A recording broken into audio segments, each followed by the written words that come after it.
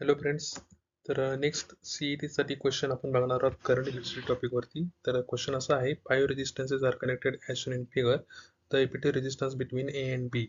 तर 5 रेजिस्टन्स इथं सर्किटमध्ये जोडलेले दिसत आहेत ए आणि बी टर्मिनल्समध्ये. तर ए अँड बीच्या अक्रॉस ह्या पाचीच्या ऐवजी एक इफेक्टिव्ह रेजिस्टन्सची व्हॅल्यू किती असेल असं त्यांनी विचारलेलं आहे. तर हे जर बघितलं आपण सर्किट, तर हे एक विल्सन ब्रिजचं सर्किट आपल्याला दिसतंय. तर विल्सन ब्रिजची बॅलन्सिंग कंडिशन आपल्याला माहित पाहिजे. तर काय बॅलन्सिंग कंडिशन आहे?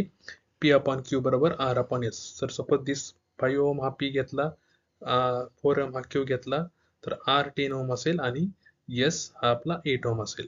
तर इथं जर आपण हे 4 रेजिस्टन्सचा रेशो घेतला, तर इथं आपल्याला असं दिसतंय की हा ब्रिज बॅलन्स होते 5/4. आणि इथं पण आपण 10/8 केलं, तर ते आपण आपल्याला 5/4 मिळते. म्हणजे हा जर ब्रिज बॅलन्स असेल, तर आपल्याला माहिती आहे विल्सन ब्रिजमध्ये जर बॅलन्सिंग कंडिशन मिळाली, तर 7 ओमच्या अक्रॉस म्हणजे ह्या जे रेजिस्टन्स आहे ह्याच्या अक्रॉस कोणताही करंट फ्लो होत नाही.